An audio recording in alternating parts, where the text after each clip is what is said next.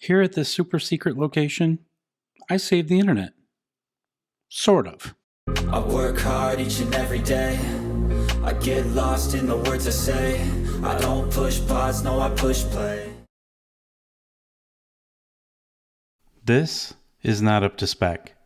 Metronet contracted a local HVAC company to install this gas line, and let's just say it didn't work out. Having done this exact same job back in Lansing, I have some experience. So here we are. There are 4 major issues with this install. Problem 1, this 45 with the upward angle to another 45, then 90 down into a T where it heads to the unit. This is definitely a no-no for Metronet. Problem 2, this flex fitting is too short. It needs to be 12 inches. Problem number 3, that's a big no on the Mega Press fittings. Problem 4, well, I saved the best for last.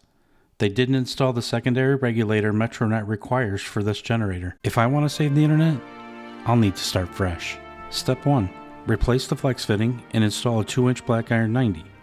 While this image doesn't quite do it justice, it's a bit longer than its predecessor. Step 2, install the union, the bell reducer, and the 2.5-inch black iron pipe. Step 3, install the ridiculously expensive regulator and gas shutoff.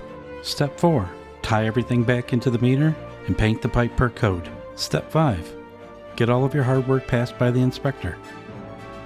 Now, while I most certainly didn't save the internet, in the event of a power loss, I did help Metronet keep the fiber flowing. Thank you so much for watching.